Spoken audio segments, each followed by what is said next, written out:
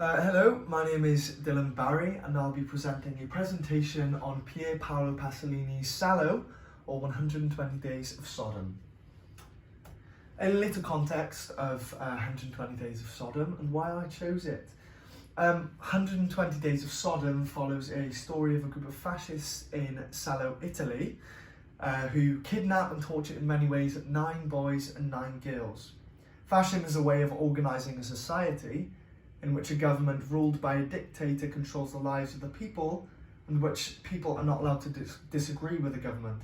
It also opens up a lot of truth about fascism and many problems in maybe even today's politics. So it has a representation of Dante's Inferno novel, which orientates around the 9 circles of hell. So Pasolini actually took consideration of this and used 4. He split his film into 4 segments. So the segments were the Anti-Inferno, in which is the introduction of the children to the fascists, the Circle of Manias, which has lots of rape, sexual assault, and has many dark and traumatic events. The Circle of Shit is the next, and I think it's quite clear why it's called that. The next is the Circle of Blood, which is just like the Circle of Manias, many aspects of torture, rape, sexual assault, and actually concludes the movie with perceived death. So I picked this film purely because the depth of controversy that surrounds it, but also word of mouth regarding its beautiful cinematography, all the way to its evil insight of some parts of humanity. The next slide is the history around the movie. So Pasolini's movie was based and took inspiration from Marquis de Sade's novel, The 120 Days of Sodom. The Marquis de Sade's novel was actually a lot more graphic and more crude than what Pasolini did, although Pasolini's movie was very similar. He kind of mellowed it down and made it more viewable in a way. It was banned in many places, including the UK, in January 1976, when it was refused a certificate on the legal grounds of gross indecency. The BBFC was satisfied that Salo was neither illegal or harmful within the terms of its new guidelines, and on November 16, 2000, they classified the film 18 uncut for cinema exhibition. Salo was actually first screened in Britain at the Old Compton Street Cinema Club in 1977.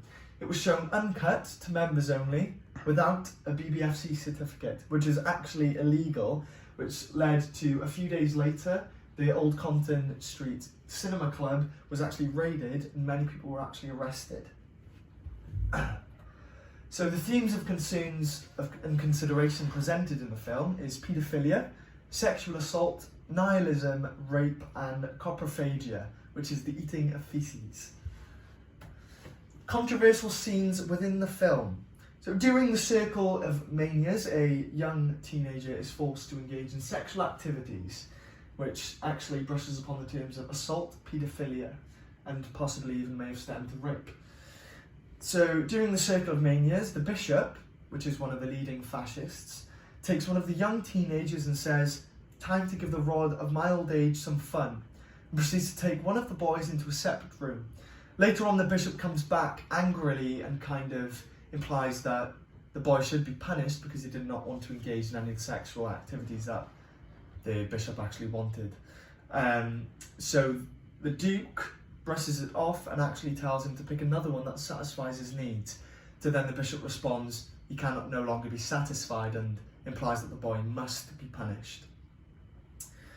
Many more scenes have lots of paedophilia within them, and I feel that when it was released that the BBFC may have had some out-of-company input on whether the film should be allowed.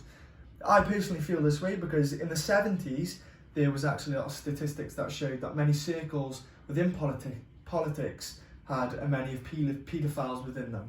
One of which that was actually found was Frank Beck, who ran care homes in Leicestershire and was found guilty of abusing more than 100 children in the 70s and 80s.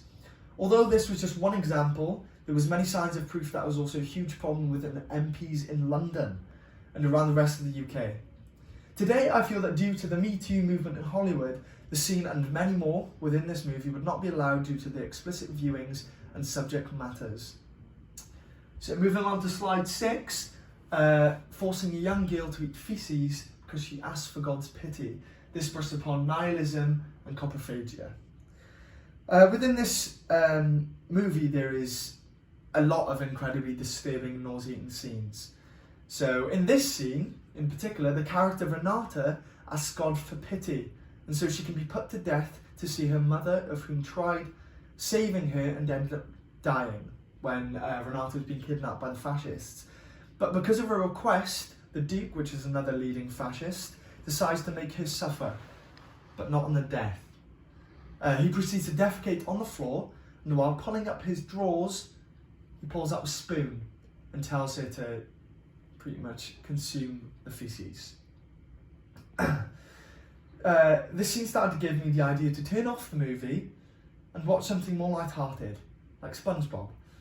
But due to the incredible cinematography and the worry I actually had for all the characters involved, I had to proceed.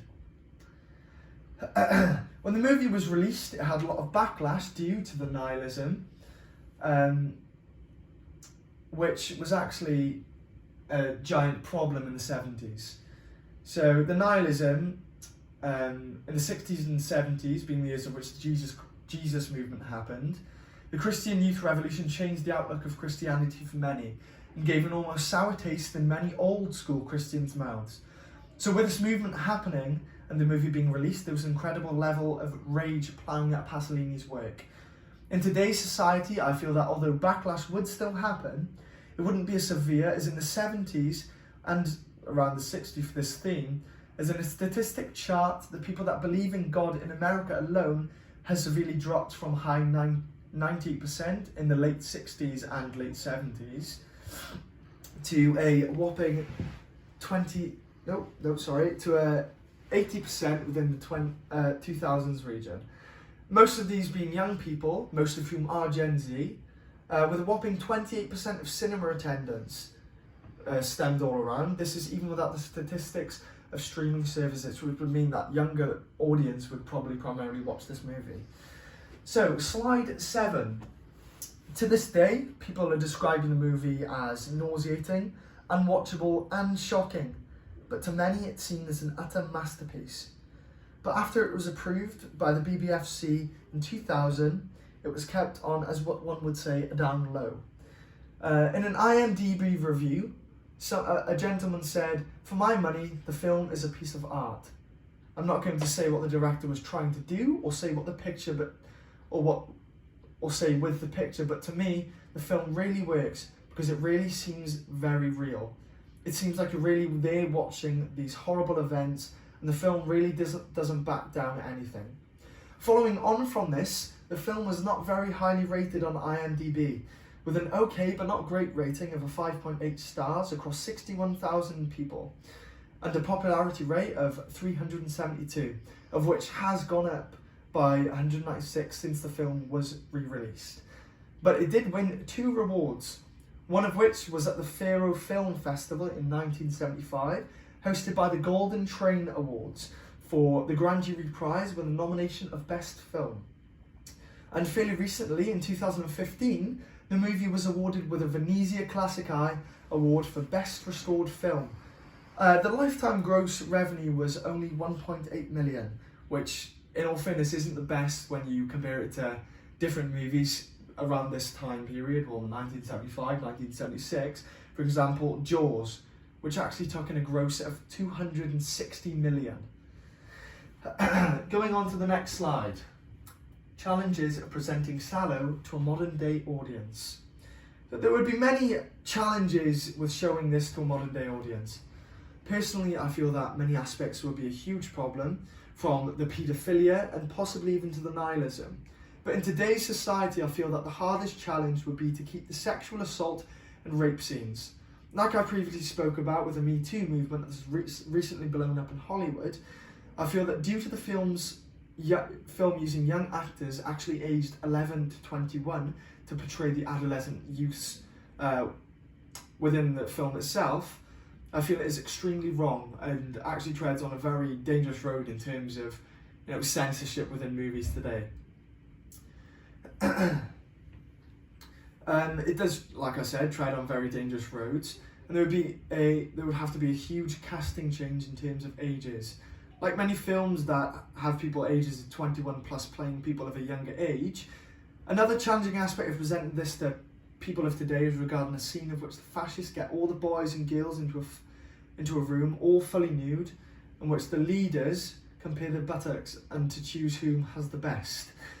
I feel that in today's society, and that the constant objectification of both men and women, that although it's being called out and being trying to be dealt with, the people that are actually taking these acts and going with them and objectifying different people may actually view this film and take it as a comedic effect and carry on doing so.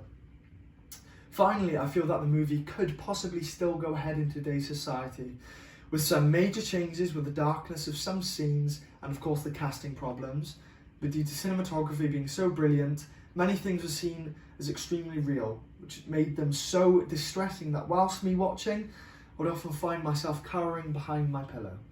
Thank you very much for listening and taking consideration of my presentation.